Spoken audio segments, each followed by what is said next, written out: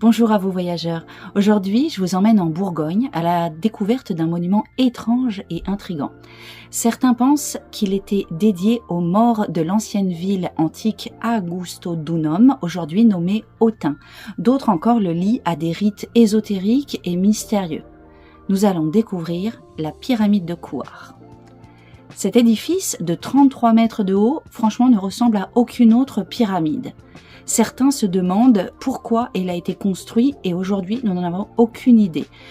La théorie la plus étrange concernant cette pyramide est la présence d'une tablette de métal retrouvée pliée en deux avec des inscriptions dessus qui suggèrent la présence d'une malédiction. Alors qu'en est-il exactement? C'est ce que nous allons voir aujourd'hui. Mais avant toute chose, si les sujets insolites, l'étrange et les mystères de notre planète vous intéressent, je vous invite à vous abonner. Je sors une vidéo tous les mercredis et les dimanches. C'est parti!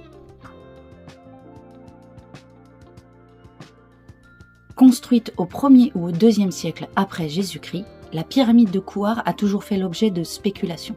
La plupart des gens pensent qu'il s'agit d'un édifice romain fait pour être un monument funéraire à destination d'une famille riche de nobles qui habitait la ville proche d'Autun.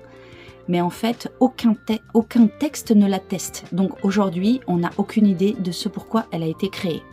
Les légendes locales autour de la pyramide de Kouar abondent. Certains racontent qu'il serait le monument funéraire d'un roi oublié, mort dans d'étranges circonstances, et qui aurait caché son trésor au pied de la pyramide. D'autres racontent qu'il s'agit d'un espace, d'un lieu de passage entre deux mondes, le monde des vivants et celui des personnes décédées, un endroit spécifique où il s'agirait d'y faire des rituels pour rencontrer des esprits disparus. Le monument, aujourd'hui en ruine, est situé sur un promontoire naturel qui propose un paysage absolument imprenable, une vue imprenable sur la magnifique ville d'Autun.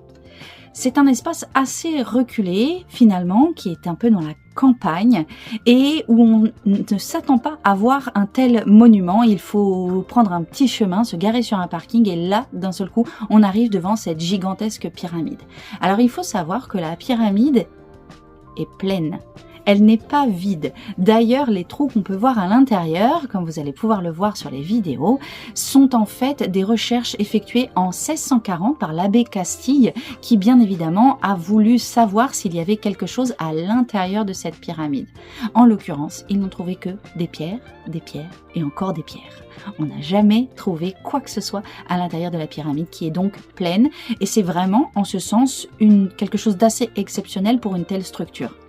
Si on s'approche un peu et qu'on regarde, on peut vraiment être frappé par l'agencement des pierres. Je pense personnellement qu'elle a été reconstruite de nombreuses fois parce que les pierres sont un peu dans tous les sens avec du mortier, une sorte de ciment qui ne lui donne pas la beauté, la prestance qu'elle devait avoir autrefois. En effet, on dit que cette pyramide était recouverte de plaques de marbre blanc. Elle devait donc être vraiment superbe et très très imposante.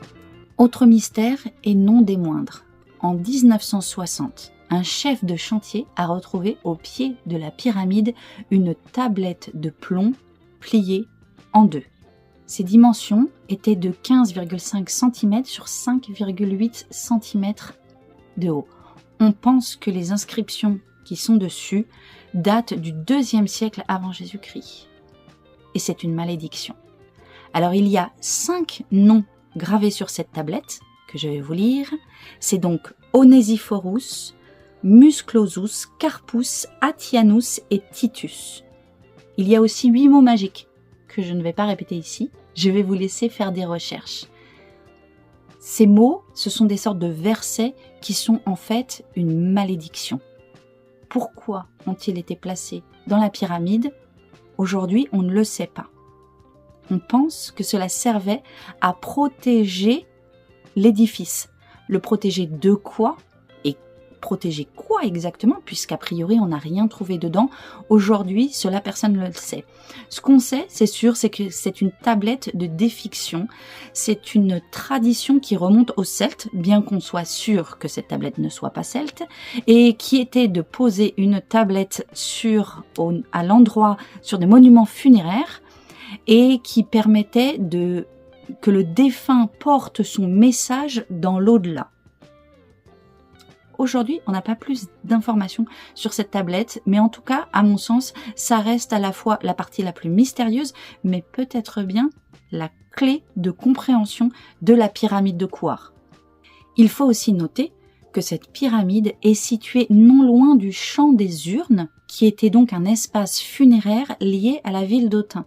Donc si effectivement sa présence dans la campagne environnement ne fait pas sens quand on y arrive, une fois qu'on connaît l'histoire, on se dit c'est peut-être lié à ce champ des urnes. D'ailleurs, en parlant d'histoire, si vous passez voir la pyramide de Kouar, je ne peux que vous encourager à aller voir la ville d'Autun, qui est absolument magnifique. De très nombreuses époques historiques y sont représentées. Vous allez pouvoir voir des remparts médiévaux, mais aussi un temple de Janus gréco-romain absolument imposant, magnifique. Je vous mets quelques images en vous donnant l'envie d'y aller parce que vraiment c'est magnifique. Vous pourrez aussi voir un immense théâtre gallo-romain ainsi qu'une cathédrale dont le tympan, c'est-à-dire la sculpture qui est sur le devant, est une œuvre majeure de l'art roman bourguignon. Personnellement, c'est certainement une des villes historiquement les plus intéressantes qui m'ait été donnée de voir. C'est très rare de voir une ville avec autant de restes historiques gardés dans un très bon état et qu'on peut finalement visiter en une journée. Je vous laisse le temps de regarder ces quelques images que j'ai tournées en allant sur place. Je vous avoue que je n'y allais pas pour voir la ville d'Autun, mais bien la pyramide de Kouar. Mais j'étais ravie de découvrir ces monuments qui sont superbes et dans lesquels on peut aller. D'ailleurs, dans le théâtre gallo-romain, le jour où j'y suis passée, il y avait une fête, tout simplement. Donc c'est encore un endroit qui est réutilisé de nos jours et ce que je trouve d'ailleurs assez chouette. Comme toujours, pour faire suite à cette présentation, je vais vous recommander un livre.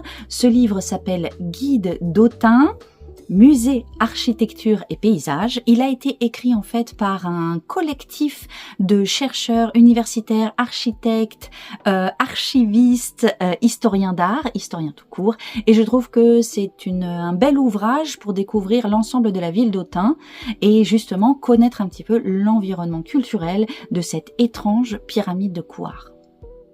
Merci d'avoir suivi cette aventure. Afin de soutenir ma chaîne, n'hésitez pas à laisser un like et vous abonner pour plus d'explorations insolites. À bientôt pour de nouvelles découvertes.